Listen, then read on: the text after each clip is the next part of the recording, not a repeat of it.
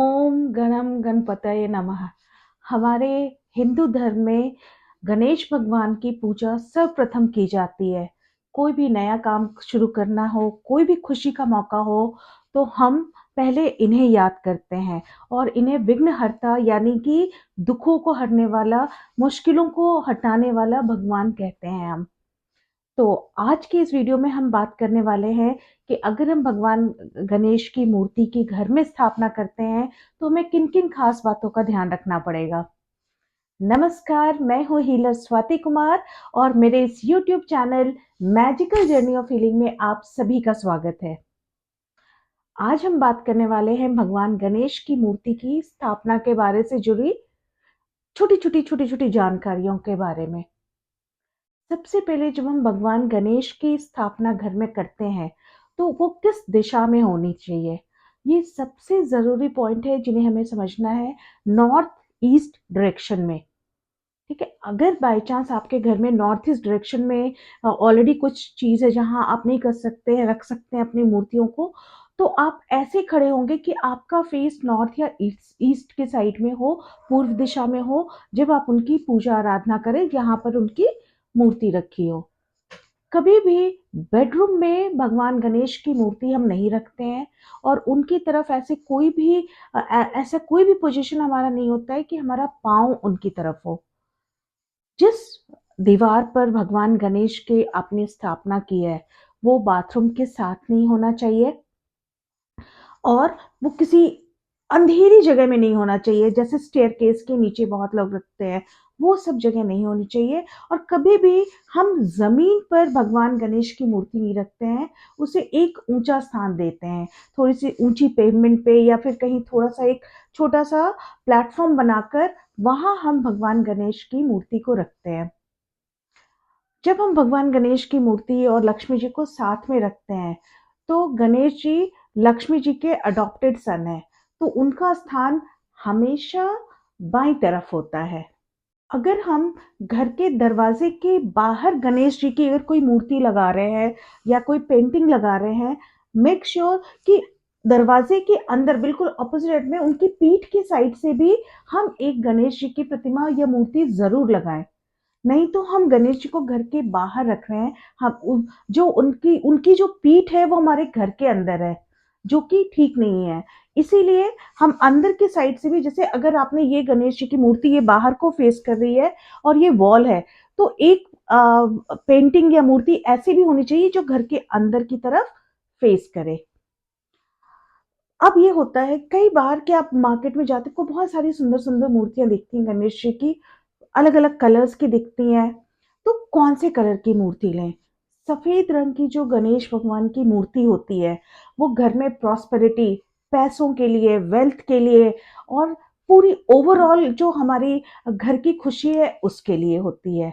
जो सिंदूरी कलर के गणेश जी की मूर्ति होती है, वो मोस्टली सेल्फ ग्रोथ के लिए होती है। कुछ घरों में इंडिविजुअल लोग बहुत परेशान होते हैं, तो ये मन की शांति के लिए यहाँ पर ज़्यादा काम करती है।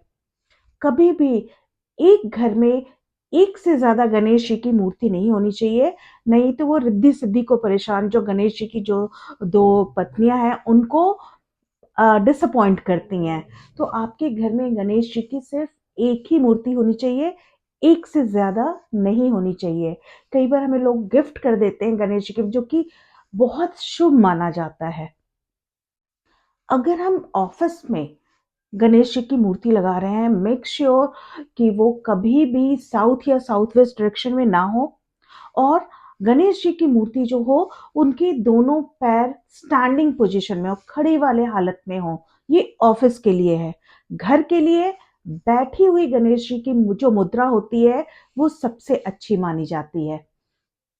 अगर आप गणेश जी की मूर्ति घर में रख रहे हैं, तो ऐसी मूर्ति चूज़ कीजिए जिसमें कि उनकी प्रिय चीज़ें मोदक और चूहे दोनों हों। जब ये दोनों चीज़ों के साथ आप गणेश जी को घर में आमंत्रित करते हैं, स्थापित करते हैं, तो आपके घर की प्रॉस्पेरिटी, खुशहाली कुछ बढ़ जाती है। स्वास्तिक का साइन, स्वास्तिक का साइन घर के ग्रोथ के लिए, गणेश जी के साथ के लिए बहुत अच्छा बोला जाता है। तो स्वास्तिक का जो साइन है, वो आप ज़रूर रेड आल्ता से या बनाएँ, जिससे कि आप गणेश जी की स्थापना को पूरे अच्छे से उसका पूरा तरीका आप फ़ॉलो कर पाएँ। मूर्ति रखकर भूल नहीं जाएँ। रेगुलर पूजा आराधना करते जाएँ। ओम गणम गणपतये नमः, ये जो एक छोटा-सा मंत्र है, ये अगर 2 मिनट अगर आप डेली भी बोलेंगे, हम घर में किसी को भी बुलाते हैं तो हम उसका अनादर नहीं करते हैं। तो गणेश जी की मूर्ति की भी हमें पूरी इज़्ज़त करनी है, उनकी साफ-सफाई, पूजा-अर्चना हमें नियमित रूप से करनी है। अब एक छोटी-सी कन्फ्यूज़न यहाँ आती है कि हम अपने घर या ऑफ़िस के लिए जो गणेश जी की प्रतिमा लेकर आते हैं, उसमें उनकी सूंड किस तरफ होनी चाहिए, बाईं तरफ या दाईं तरफ? तो गणेश जी की प्रतिमा जो हम घर के लिए या ऑफ़िस के लिए लाते हैं, उसमें उनकी जो सूंड है वो बाईं तरफ होनी चाहिए, जिसको वक्रतुंड कहते हैं। उसकी स्थापना के लिए, उनकी पूजा-अर्चना के लिए हमें बहुत सारे नियमों को नहीं मानना पड़ता है।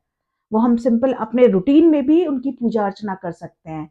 वहीं जहाँ जो सूट दाईं तरफ होती है, जिसको सिद्धिविनायक के नाम से हम जानते हैं, उसकी स्थापना मंदिर में होती है। उसके लिए बहुत सारे नियमों का भी पालन करना होता है। उनकी पूजा अर्चना की विधि भी थोड़ी-सी ज़्यादा होती है। तो घर के लिए बाईं तरफ वाले सूट की गणेश जी की प्रतिमा और बाकी मंदिरों के लिए हम सिद्धिविनायक यानी दाईं तरफ वाले गणेश जी की स्थापना करते हैं। जब हम गणेश जी की पूजा अर्चना करते हैं, तो उनके प्रसाद में कभी भी हम तुलसी का पत्ता नहीं डालते हैं। मोदक उनका प्रिय है, लड्डू उनका प्रिय है, उसका हम ज़रूर उनको प्रसाद देते हैं। और हम अगर हमारे पास चंदन हो, सफ़ेद की जगह अगर पीला चंदन मिले, तो उससे अच्छा कुछ नहीं हो सकता है। तो आप भी गणेश जी की जब प्रतिमा स्थापित करें, आपके घर में है, तो इन छोटी-छोटी चीज़ों का आप ध्यान रखेंगे। एक से ज़्यादा गणेश जी की मूर्ति नहीं होनी चाहिए और ये उसका डायरेक्शन कैसा होगा, वो भी आप देखिए, कहीं कोने में बिल्कुल अंधेरी जगह में नहीं हो। छोटी-छोटी चीज़ें जिनको आप ध्यान में रखेंगे और आपके घर में प्रॉस्पेरिटी, खुशहाली हमेशा बरसती रहेगी। तो आज के लिए बस इतना ही। फिर मिलेंगे हम अगले वीडियो में एक नए टॉपिक के साथ। तब तक के लिए please like, follow and subscribe my channel. Thank you. Take care.